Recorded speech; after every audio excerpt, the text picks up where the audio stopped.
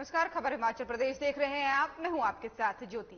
चलिए रुक करेंगे खबरों का। सीएम सुखविंदर सिंह सुक्खू बीते कल देहरा के दौरे पर थे, जहां उन्होंने पूर्व मंत्री बिक्रम ठाकुर पर जो बयान दिया उससे खलबली मच गई। सीएम सुक्खू के बयान पर पूर्व मंत्री बिक्रम ठाकुर ने पलटवार किया है। उन्होंने सीएम सुक्खू द्वारा क्रैशर मंत्री कहे जाने पर सुखविंदर सिंह सुक्खू को मोतियों वाली सरकार बताया है और कहा है कि मेरा मुंह मत खुलवाओ, बता दूंगा नादौन में किसका चल रहा है। बिक्रम ठाकुर ने सीएम सुक्खू को घेरने की कोई कसर नहीं छोड़ी है। क्रैशर मटेरियल को ब्लैक करने और धर्मशाला में महंगे और दोगुने दामों पर बेचने के आरोप भी लगाए हैं। वो उद्योग मंत्री थे और क्रैशर मंत्री भी थे।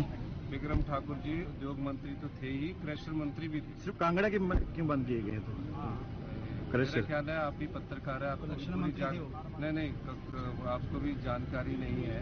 कांगड़ा नहीं, रिवर ब्यास के इर्द गिर्द जो है, जिसमें कुल्लू भी आता है, मंडी भी आता है, हमीरपुर भी आता है, कांगड़ा भी आता है। उद्योग मंत्री कह रहे हैं कि सिर्फ कांगड़ा के नहीं, तो आपको उद्योग मंत्री जी की नहीं, आप पूरी बात को आप सुन लीजिए। पूरी बात ये है कि जो भी रिवर के नदी के किनारे क्रैश करते हैं उनको बंद किया गया है। आदरणीय मुख्यमंत्री जी को मैं ये स्पष्ट करना चाहता हूं कि वो चीजों को अच्छे तरीके से समझा करें और उसके बाद बयान दें तो ज्यादा अच्छा होता है। लोग वो जो है वो जग हसाई होती है जिसमें एक मुख्यमंत्री इस प्रकार की बातें करता है। क्या ये सच नहीं है कि रिवर जो है, जो आपकी ब्यास रिवर है, उसके किनारे के तो क्रशर आपने बंद किए हुए हैं। जो बाकी रिवर्स हैं, स्वां हैं, वहां पर आपने क्रशरों को बंद करने की नोटिफिकेशन निकाली है कोई? क्या ये सच नहीं है कि नदौन के अंदर एक व्यक्ति के नाम जो लीज है, जो केवल और केवल रेता और बजरी जो है वो बेच सकता है, उस व्यक्ति के क्रशर के ऊपर आपने एक प्रोजेक्ट वाले को लीज दे दी है। यानी प्रोजेक्ट वाले के नाम लीज नहीं है। बात को समझना जरा ध्यान से। जब कहीं पर भी कोई प्रोजेक्ट लगता है तो उस प्रोजेक्ट को लीज लेनी पड़ती है, क्योंकि वहां से प्रोजेक्ट से निकला हुआ माल उसको वो क्रश करता है और क्रश करने के बाद उसको यूटिलाइज करता है। लेकिन ये सुखविंदर सिंह सुक्खू जी की मोतियों वाली सरकार ने किसी चले हुई लीज के ऊपर ही उस प्रोजेक्ट को जो है वो प्रोजेक्ट को क्रश करने की अनुमति दे दी है। भारत जोड़ो यात्रा के 1 साल पूरा होने पर कांग्रेस मुख्यालय राजीव भवन शिमला में सम्मेलन का आयोजन किया गया। कांग्रेस प्रदेश अध्यक्ष प्रतिभा सिंह ने इस दौरान पार्लियामेंट के विशेष सत्र और इंडिया के नाम पर चल रहे विवाद को लेकर बीजेपी की केंद्र सरकार पर हमला बोला है। प्रतिभा सिंह ने कहा है कि 7 सितंबर 2022 से शुरू हुई यात्रा को 1 साल पूरा हुआ है। राहुल गांधी ने ये यात्रा 12 राज्यों के 75 जिलों में 130 दिन तक की। बीजेपी सरकार जिस तरह से लोगों को बांटने का काम कर रही थी, उससे लोगों को अवगत कराया गया। हर व्यक्ति के साथ संपर्क बनाकर उनकी समस्याओं को राहुल गांधी ने जाना है। वहीं इंडिया के नाम को भारत करने को लेकर चल रही चर्चाओं पर प्रतिभा सिंह ने कहा कि आज लोग पढ़े लिखे हैं, वो सब जानते हैं। उन्होंने कहा कि इंडिया गठबंधन का मतलब भारत नहीं है, इसको गलत तरीके से पेश किया जा रहा है। देखिए, इसमें सिर्फ केवल कांग्रेस पार्टी नहीं है, 23 या 24 पार्टियों ने एकत्रित होकर उनको भी जो ये केंद्र की सरकार है, मोदी सरकार, इसमें जो घुटन महसूस हो रही थी, उस बात को सभी ने ध्यान में रखते हुए वो भी कहीं ना कहीं ये देख रहे हैं कि केंद्र सरकार ना बेरोजगारी की बात करती, ना महंगाई की बात करती, जो उन्होंने वायदे किए थे। और जिस तरीके से आप जानते हैं कि उस वक्त मोदी जी ने कहा था कि आप जो विदेशों में काला धन है उसको हम वापस लाएंगे और हर व्यक्ति के खाते में 15-15 लाख रुपए दिए जाएंगे। और वो भी आज लोग ठगा हुआ महसूस कर रहे हैं। लोगों को लग रहा है कि इस तरीके की बातें जो मोदी जी कर रहे हैं उसको उन्होंने देख चुके हैं, उसको भली भांति समझ चुके हैं कि ये सब जुमले की बातें हैं और जुमला करके उन्होंने लोगों के साथ एक बहुत बड़ा खिलवाड़ किया है। ग्रामीण और पंचायती राज मंत्री अनिरुद्ध सिंह इन दिनों बरसात में हुए नुकसान का जायजा लेने के लिए चंबा दौरे पर हैं। मंत्री अनिरुद्ध ने पांगी घाटी में बरसात के कारण हुए नुकसान का जायजा लिया है। अनिरुद्ध सिंह ने पांगी दूरदराज की पंचायत हुडान तक गए, जहां बारिश से क्षतिग्रस्त हुए पंचायत घर का जायजा उन्होंने लिया और अधिकारियों को पंचायत घर को असुरक्षित घोषित कर नया पंचायत घर बनाने के सख्त निर्देश जारी किए हैं।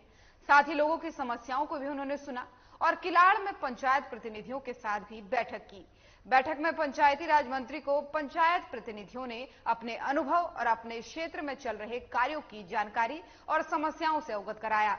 उन्होंने कार्यों की गुणवत्ता को भी प्राथमिकता प्रदान करने के साथ ही समय से कार्य पूरा करने के निर्देश अधिकारियों को दिए। जो बरसात के कारण नुकसान हुआ है उसके तहत माननीय मुख्यमंत्री जी ने हमारे को चंबा जिले में और लाहौल स्पीति में भेजा है। उसी के तहत मैं आप लोगों के पास आया हूँ। हालांकि बहुत ज्यादा नुकसान ऊपर वाले के आशीर्वाद है कि इतना तो नहीं हुआ है, पर फिर भी हल्का फुल्का रास्ते का है, नालों का है, वो तो नुकसान हुआ ही है। सबसे पहले हमने 12 जुलाई को हमने एप्लीकेशन करी थी जिसमें 1 लाख रुपए तक के दंगे जो हम लोगों ने अलाउ करे हैं। और मैंने बीडीओ साहब हमारे साथ बैठे हैं, मैंने इनको भी ये बोला है कि किसी का जो नुकसान नहीं भी हुआ तो हम उसको डिनाई नहीं कर सकते। सोलन में स्वास्थ्य मंत्री डॉक्टर कर्नल धनीराम शांडिल ने राज्य स्तरीय हॉकी प्रतियोगिता का शुभारंभ किया। हॉकी क्लब सोलन द्वारा आयोजित इस राज्य स्तरीय ओपन प्रतियोगिता में प्रदेश की 14 टीमें भाग ले रही हैं। 14 टीमों के करीब 250 खिलाड़ी इस प्रतियोगिता में हिस्सा ले रहे हैं, जिनमें 8 पुरुषों और 6 महिलाओं की टीमें हैं। स्वास्थ्य मंत्री धनीराम शांडिल ने अपने संबोधन में कहा कि खेलों से खिलाड़ियों का सर्वांगीण विकास सुनिश्चित होता है। मंत्री ने बताया कि खिलाड़ियों के लिए इस तरह की प्रतियोगिता बेहद लाभकारी होती है। उन्होंने कहा कि हिमाचल प्रदेश में आधुनिक खेल मैदान बनाने पर भी बल दिया जा रहा है ताकि खिलाड़ियों को राष्ट्रीय प्रतियोगिता में जाने में कोई परेशानी ना हो।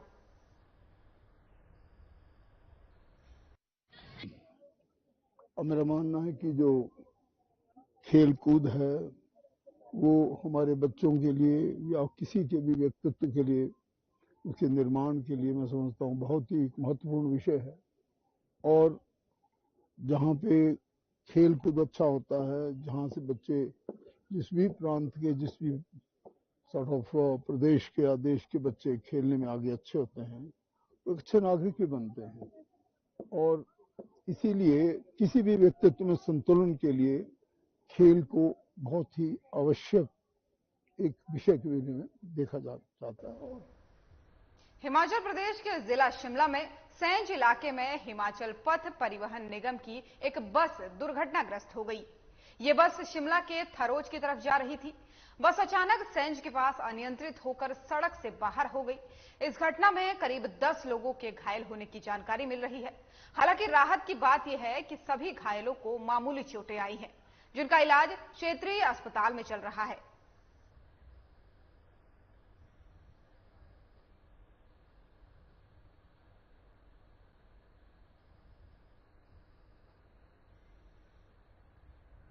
हिमाचल में 18 सितंबर से शुरू हो रहे विधानसभा के मॉनसून सत्र में विपक्ष ने कांग्रेस सरकार को घेरने की तैयारी कर ली है। विधानसभा सचिवालय प्रशासन को अब तक 250 से ज्यादा सवाल मिल चुके हैं। इसमें ज्यादातर सवाल बीजेपी विधायकों द्वारा आपदा, राहत एवं बचाव कार्य, राहत राशि, सड़क, बिजली और पेयजल योजनाओं से जुड़े हुए हैं। वहीं विधानसभा सचिवालय प्रशासन ने भी मॉनसून सत्र को लेकर तैयारियां तेज कर दी हैं और इसी कड़ी में मंगलवार को विधानसभा अध्यक्ष कुलदीप सिंह पठानिया ने सत्र के दौरान कानून व्यवस्था बनाए रखने को लेकर विभिन्न विभागों के साथ मीटिंग की और अधिकारियों को आवश्यक दिशा निर्देश दिए। उन्होंने कहा कि विधानसभा सत्र के दौरान 500 से ज्यादा पुलिस जवान तैनात रहेंगे। जरूरत पड़ने पर इनकी संख्या में इजाफा किया जाएगा। पहली मीटिंग जो है कानून व्यवस्था सही प्रकार से सदन के दौरान यहाँ रहे, सदन के परिसर में रहे, विधानसभा के परिसर में रहे, उसके दृष्टिगत आज ये कानून व्यवस्था को लेकर मीटिंग हुई, जिसमें कानून व्यवस्था से मुतल्लिक सारे जो हमारे उच्च अधिकारी हैं, डीजी से लेकर एसपी तक और उसके बीच के सारे डीजीपी, सीआईडी वगैरह सारे आए थे। और इसके अलावा पब्लिक रिलेशंस के लोग आते हैं, हेल्थ से मुतल्लिक जो है डायरेक्टर आते हैं, फिर बिजली और पानी की व्यवस्था कैसी जो है किस प्रकार से रखनी है, तो ये सारी बातों को लेकर आज जो है लॉ एंड ऑर्डर की मीटिंग यहाँ हुई है। अब खबर सोलन से है, जहां बीजेपी के नवगठित मंडल की पहली बैठक सामुदायिक भवन अर्की में हुई। इस अवसर पर प्रदेश बीजेपी अध्यक्ष डॉक्टर राजीव बिंदल मुख्य अतिथि के तौर पर उपस्थित हुए। उनके साथ शिमला संसदीय क्षेत्र सांसद सुरेश कश्यप, पूर्व स्वास्थ्य मंत्री डॉक्टर राजीव सहजल, सोलन जिला बीजेपी अध्यक्ष रतन सिंह पाल और पूर्व विधायक गोविंद शर्मा विशेष रूप से उपस्थित रहे। इस दौरान बिंदल ने कहा कि पिछले 2 महीने लगातार भारी बारिश से प्रदेश में भारी तबाही हुई है, जिसमें भारतीय जनता पार्टी का कार्यकर्ता इस त्रासदी में प्रदेश की जनता के साथ कंधे से कंधा मिलाकर खड़ा है। उन्होंने प्रदेश के प्रत्येक बीजेपी कार्यकर्ता से आह्वान किया कि विपदा की इस घड़ी में समाज के साथ कंधे से कंधा मिलाकर खड़े रहें। पिछले 1.5 महीने में लगातार भारी बरसात के कारण जो त्रासदी हुई है, उस त्रासदी में भारतीय जनता पार्टी का कार्यकर्ता निरंतर समाज के साथ कंधे से कंधा मिलाकर के खड़ा है। और आज एक बार फिर हमारे कार्यकर्ताओं से हम आह्वान करने वाले हैं कि इस त्रासदी की घड़ी में हमारा प्रत्येक कार्यकर्ता निरंतर समाज के साथ कंधे से कंधा मिलाकर के इस पार्टी का जो नियम मूल्य थे वो राष्ट्रवाद के ऊपर आधारित थे। चाहे वो लाल बाल पाल का जमाना हो, लाला लाजपत राय, विपिन चंद्र पाल, बाल गंगाधर तिलक या आदरणीय स्वर्गीय गांधी जी का समय। परंतु 1947 के बाद से ये परिवार की पार्टी बन करके रहे। हिमाचल प्रदेश के सबसे बड़े जिला कांगड़ा में भारी बरसात से 700 करोड़ रुपए तक का नुकसान विभिन्न विभागों को हुआ है। डीसी डॉक्टर निपुण जिंदल ने बताया कि जिले में भारी बरसात के चलते जल शक्ति विभाग को 325 करोड़ का नुकसान हुआ है। पीडब्ल्यूडी विभाग को लगभग 300 करोड़ रुपए और विद्युत बोर्ड को 50 करोड़ रुपए का नुकसान हुआ है। ये आंकड़े विभागों की ओर से उपलब्ध करवाए गए हैं। और इसी के साथ डीसी ने बताया कि बरसात के चलते लैंडस्लाइड को देखते हुए जिले में 17 जगह चिन्हित की गई हैं, जहां जियोलॉजिकल इन्वेस्टिगेशन के लिए कहा गया है। सुलह विधानसभा के परमार नगर में रडार सर्वे का पूरा हो चुका है, जिसे केंद्रीय विश्वविद्यालय हिमाचल प्रदेश के साथ मिलकर किया गया है। देखिए, इस समय जो है लगभग 700 करोड़ के आसपास अनुमानित है जो नुकसान अलग अलग विभागों का हुआ है, जिसमें फॉरमोस्ट है हमारा जो आईपीएस डिपार्टमेंट है, लगभग 325 करोड़ के आसपास जो नुकसान है आईपीएस डिपार्टमेंट का ही हुआ है। और लगभग 300 करोड़ के आसपास जो नुकसान है वो पीडब्ल्यूडी विभाग का हुआ है। लगभग 50 करोड़ के आसपास जो नुकसान है जो एचपीएससीबी का हुआ है। ये आंकड़े विभागों की तरफ से प्रदान किए गए हैं। और इस समय जो स्लाइडिंग, लैंड स्लाइडिंग और सिंकिंग के जो एक एपिसोड्स हुए हैं, ये लगभग 17 लोकेशंस आइडेंटिफाई की गई हैं पूरे जिला भर में, जहां पर जियोलॉजिकल इन्वेस्टिगेशन के लिए भी रिक्वेस्ट किया गया है। अब खबर शिमला से है, जहां संयुक्त किसान मंच के प्रदेश संयोजक हरीश चौहान का बयान सामने आया है। इस दौरान उन्होंने कहा है कि आपदा में किसान बागवानों के बगीचे और जमीनें बह गई हैं, इसलिए सरकार इन प्रभावित परिवारों को जमीन के बदले जमीन दे। इसी के साथ ही संयुक्त किसान मंच के प्रदेश संयोजक हरीश चौहान ने मांग की है कि अडानी सहित अन्य सभी कंपनियों के लिए सेब खरीद रेट मानक तय हो, अन्यथा निजी कंपनियां बागवानों का शोषण करेगी। ये त्रासदी जो है लगभग 45 से 50 वर्ष के 78 के बाद की त्रासदी, इतनी बड़ी त्रासदी हुई है। और ये एक बड़ा चैलेंज है हम सबके लिए। कहीं ऐसा ना हो, देखिए हम 8-9 साल पहले जो उत्तराखंड में हुआ था केदारनाथ बद्रीनाथ में, वो भी हम सारे भूल गए। ये कहीं हम सबको सोचना हुआ है कि कहीं ये अगले वर्ष फिर से तो नहीं होगा इस तरह की स्थिति। ये हम सरकारों को, हम बागवानों को सोचना है। बहुत बड़ा नुकसान हुआ है, सड़कों को नुकसान हुआ है, एनएच को नुकसान हुआ है। आप देखिए 15 दिन तो हमारा एनएच चक्की मोड़ में बन रहा। हम अगर इल्जाम लगाते रहेंगे सरकारों के ऊपर तो उसमें केंद्र सरकार भी है, राज्य सरकार भी है। एनएच केंद्र सरकार के अंडर आता है और राज्य सरकारों के अंडर जो है स्टेट रोड आते हैं और छोटी छोटी सड़कें आती है। इस बार सीजन जो है वो बुरी तरह से बागवानों का खराब हुआ है। एक तो फसल बहुत कम थी पहले, और बरसात जो है हिमाचल प्रदेश में इतनी हुई है, इतनी बड़ी त्रासदी हुई है इस बार हिमाचल प्रदेश में।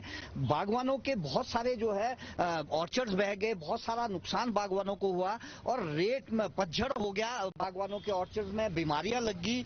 और इस मॉनसून ने जो है हमारी फसल को, एक तो पहले ही आधी फसल थी उसको और आधा कर दिया। और खबर हिमाचल प्रदेश में फिलहाल इतना ही। नमस्कार।